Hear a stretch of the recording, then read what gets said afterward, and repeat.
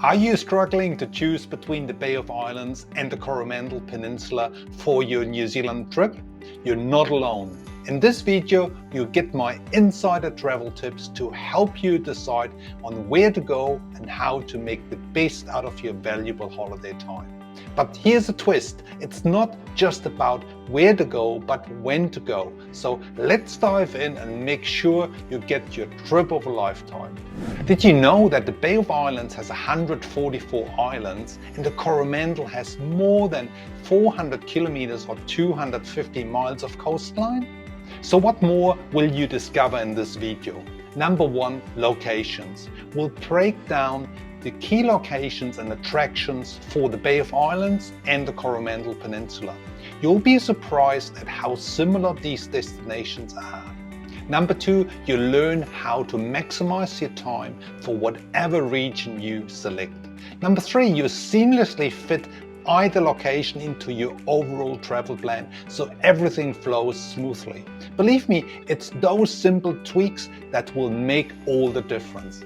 Later on in this video, we'll go through our free travel planning sheet, which will make planning your overall New Zealand holiday so much more easy for you. But first up, let's explore the Bay of Islands. The Bay of Islands is about a 4-hour drive from Auckland, but don't be fooled by the map, it takes much longer than you expect. The roads are hilly and often busy, especially on the main highway 1. You could either go up that main highway SH1 or do a bit of a loop via 𝗥𝗲𝗹𝘁𝗲. But if you choose to go via 𝗥𝗲𝗹𝗁, it takes longer. However, this route is more scenic and has far less traffic. One place you must visit along the way is the 𝗦𝗧𝗔𝗠𝗃𝗃 tree museum. I'll talk about these ancient trees in a minute. Now, as you can see, the drive up and down to the Bay of Islands will take you 2 full days out of your holiday schedule. As most travelers want to visit the North and South Island in about 2 or 3 weeks, this is a big time investment. I'll talk about what you can do in the Bay of Islands very soon, but here is another way to get to the Bay of Islands. Take a domestic flight out of Auckland. This flight will take about 50 minutes and you will save lots of driving and stress on the highway.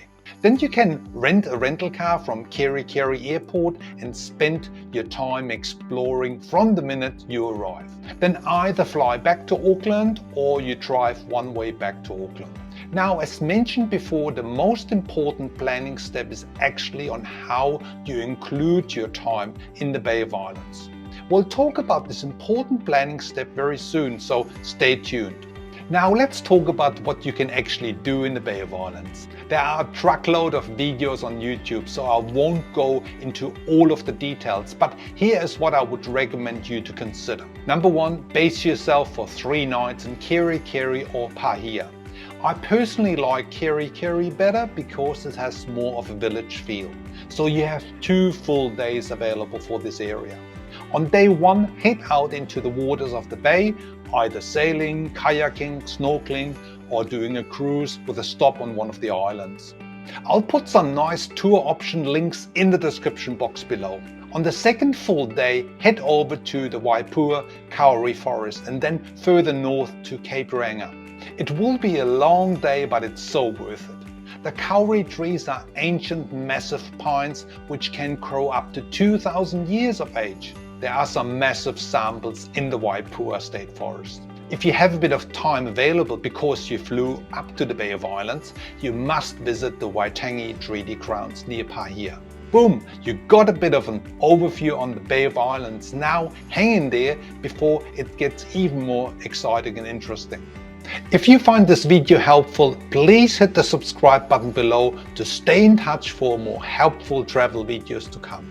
Now let's have a look at what the Coromandel Peninsula offers. The Coromandels are located much closer to Auckland, around about 3 hours to the eastern side of the peninsula. By the way, the eastern side is actually the place you want to be. Again, you can travel through the main highway, but I recommend to get off State Highway 1 at Botanical Gardens and then travel the rural roads through Clifton and 𝗪𝗪𝗪𝗪𝗪 Bay. Much nicer. Once you head through the village of 𝗀𝗏𝗀, you can either go directly through SH25A or the 𝗪𝗏𝗪 Road, which is very windy, so not ideal for nervous drivers. So what can you do and see on the Coromandel Peninsula?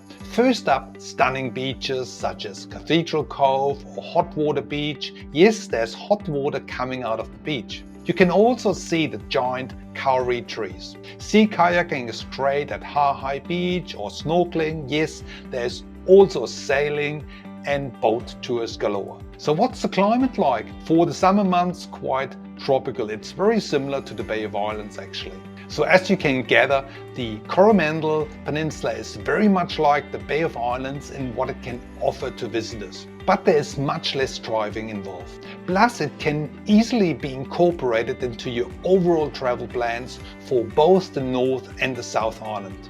I will get into that most important point very shortly. If you're short of time, you can do the Coromandels in 2 nights as well. So you can check out a few places along the way from Auckland, but you can also travel through the Waitomo Caves area to 𝗪𝗏𝗪𝗀𝗪𝗏, which makes it a really nice loop for the North Island. So now let's talk about how to make the magic work with an overall itinerary. So to make things easier for you, you can download my free travel planning sheet. It's packed with tools to help you optimize and organize your overall itinerary. So here's the first travel scenario. Say you have 18 days for New Zealand. You will arrive in Auckland and it is your first trip to New Zealand and you want to visit both islands. Generally, I recommend you have 1/3 of your time in the North Island, so 6 days, and 2/3 of your time in the South Island, so 12 days. Heading up north to the Bay of Islands will not really work with this scenario as it takes too much time out of your overall time budget. But there are scenarios where the Bay of Islands can actually work quite nicely. So don't worry, I'm getting there. So I recommend for this first scenario 2 nights in Auckland, 2 nights Coromandels, 2 nights Rotorua, then head to the South Island with a domestic flight, pick up a new rental car and continue your journey. Check out this sample itinerary as a very helpful planning guide. You can download this with a link in the description box below. Now your travel planning can quite significantly change if you arrive in the South Island. There are direct flights from North America, Asia, Middle East and Australia to Christchurch and to Queenstown. So if you start in the South Island and you finish your trip in Auckland, you could head up to the Bay of Islands and spend your last 3 to 5 nights in a more relaxed fashion. In fact, this is actually a superb way to finish your New Zealand travel itinerary. In my job as a travel planner, I often get the travelers who want to combine New Zealand with the Pacific Islands like Fiji, Cooks or Vanuatu. But seasons and weather conditions are so different to New Zealand. When traveling in the summer months, so between November and March, this is actually the rainy and cyclone seasons for the South Pacific Islands. So it is a much better option to stay in the Bay of Islands. A similar situation is with some parts of Australia, so check out my Australia travel playlist for more information on seasons and weather conditions. So here's an overview on how the second scenario could work.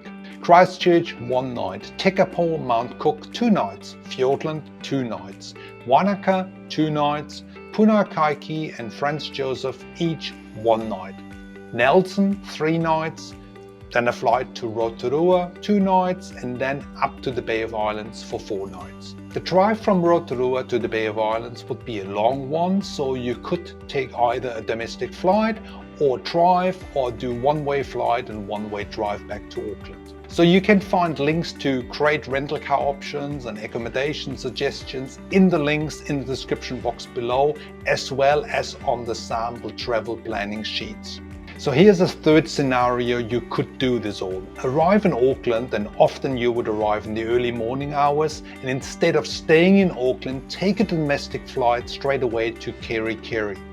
Get a car from 𝗪𝗪𝗪𝗪 Airport or arrange another transfer into 𝗪𝗪𝗪𝗪 𝗥𝗶𝗸𝗀 and stay for 3 to 4 nights in the Bay of Islands to tune in and relax to start your holiday in New Zealand.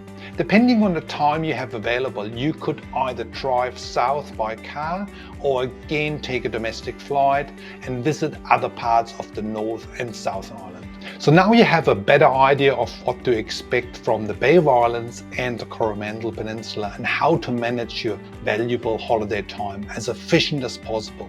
So here are some most important planning steps for your trip to New Zealand. Number 1, plan early, at least 6 months ahead. Number 2, plan 1/3 of your time in the North Island and 2/3 of your time in the South Island. Number 3, spend at least 2 nights at one location as much as possible. Number 4, use domestic flights if your time's short. Number 5, for the Bay of Islands, have at least 3 nights time. Number 6, use the Coromandel Peninsula if your time's short. Number 7, focus on locations and timing first before you do any bookings. Again, the trip planner will help. As you will need transportation, check out my video up here on rental cars in New Zealand. Thanks very much for watching. See you in the next video.